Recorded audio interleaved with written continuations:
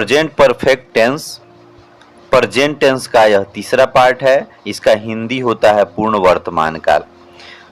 ऐसे सेंटेंस की पहचान होती है जिस हिंदी वाक्य के अंत में चुका है, चुकी है, चुके हैं अथवा या है, ई है, ए है इत्यादि रहे, तो उसे हम प्रेजेंट परफेक्ट टेंस का वाक्य कहते हैं। जैसे मोहन विद्यालय जा चुका है, मोनिका पत्र लिख चुकी है, वह यहाँ आया है।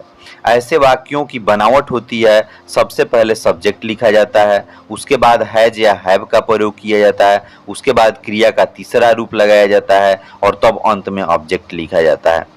अब इसके नोट में भी कुछ है, जैसे कि हैज या हैव, दोनों में से किस सब्जेक्ट के साथ हैज और किस सब्जेक्ट के साथ हैव का प्रयोग किया जाएगा। उसके लिए नोट में लिखा हुआ है थर्ड पर्सन सिंगुलर नंबर के साथ, अर्थात सिंगुलर सब्जेक्ट के साथ हैज का प्रयोग और बाकी सभी के साथ हैव का प्रयोग किया जाता है। जैसे पहला है मोहन विद्यालय जा चुका है, तो इसका हुआ Mohan has gone to school. चूंकि मोहन एक नाम है, इस वजह से इसके साथ हैज का प्रयोग किया गया। उसके बाद है मोनिका पत्र लिख चुकी है, तो Monika has written a letter. Monika भी एक नाम है, इसलिए यहाँ पे हैज लगा हुआ है।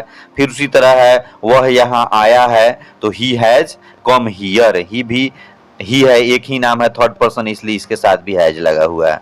अब आइए अगले पृष्ठ पर हम ध्यान देते हैं।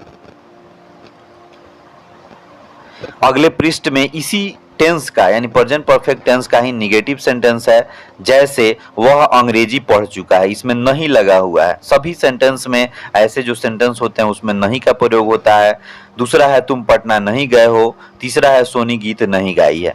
ऐसे सेंटेंस को बनाने का नियम होता है, सबसे पहले सब्जेक्ट, उसके बाद हैज या हैव, उसके बाद नॉट का प्रयोग किया जाएगा और तब अंत में और तब उसके बाद क्रिया का तीसरा रूप लगेगा और तब अंत में ऑब्जेक्ट लिखा जाएगा। जैसे पहला का है वह अंग्रेजी नहीं पढ़ चुका है, तो he has not read English. तुम पटना नहीं गए हो, तो you have not gone to Patna. तीसरा सोनी गीत नहीं गाई है, सोनी हैज नॉट संग ए सॉन्ग। कुल मिलाकर के जो अफर्मेटिव सेंटेंस होता है, निगेटिव और अफर्मेटिव में थोड़ा सा फर्क होता है। निगेटिव में एक नॉट जो है बढ़ जाता है, वो भी हैज या हैव जो हेल्पिंग वर्ब है उसके पीछे नॉट का प्रयोग किया जाता है। बाकी सभी जो स्ट्रक्चर इसके होते हैं वो अफर्मेटिव के जैसे ही होते हैं।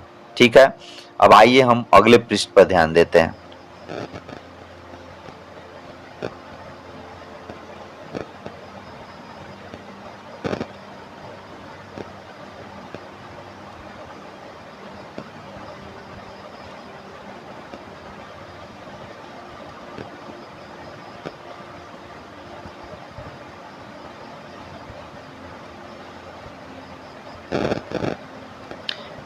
देखिए डियर, अब हम पहुंच चुके हैं इसी टेंस के इंट्रोगेटिव सेंटेंस के ऊपर, जिसका मतलब होता है प्रश्न सूचक वाक्य। ऐसे सेंटेंस में क्या जो है शुरू में ही लगा रहता है। जैसे क्या तुम दिल्ली जा चुके हो, क्या वे लोग गीत गा चुके हैं, क्या सोनी पटना से आई है। ऐसे वाक्यों की बनावट होती है, सबसे पहले हैज है यानी जो अब हेल्पिंग वर्ब है वह सबसे आगे आ जाएगा और सब्जेक्ट जो है पीछे उसके चला जाएगा। तब उसके बाद भी3 का प्रयोग और तब अंत में ऑब्जेक्ट लिखा जाता है। जैसे हैव यू गॉन देयर।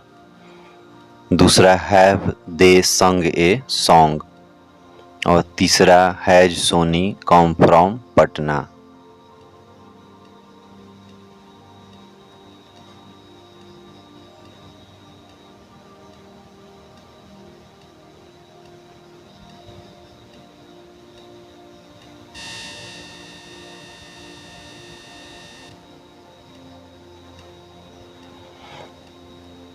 अब इस पृष्ठ पर इंट्रोगेटिव प्लस निगेटिव सेंटेंस है।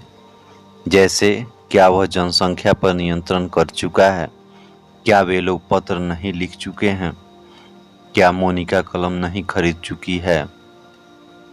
ऐसे सेंटेंस को बनाने का नियम है, सबसे पहले हैज या हैव, उसके बाद सब्जेक्ट, उसके बाद नॉट और उसके बाद भी3 और तब अंत में ऑब्जेक्ट लिखा जाता है।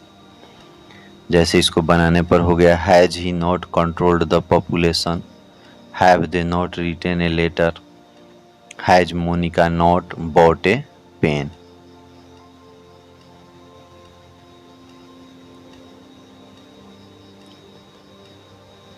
अब लास्ट है WH क्वेश्चंस। WH क्वेश्चंस का मतलब होता है what, where, when, why, how इत्यादि। जैसे वे लोग कैसे बाजार जा चुके हैं, तुम यहाँ कब आए हो।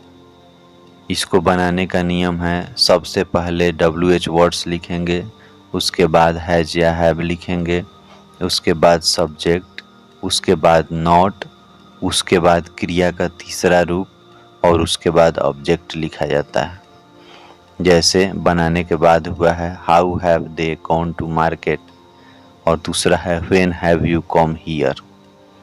अगर ऐसे सेंटेंस में निगेटिव आ जाता है, जैसे वे लोग कैसे बाजार नहीं जा चुके हैं या तुम यहाँ कब नहीं आए हो, तो उसके लिए क्या करना है, सब्जेक्ट के बाद नॉट लगा देना है। जैसे वो हो जाएगा how have they not gone to market, फिर है when have you not come here.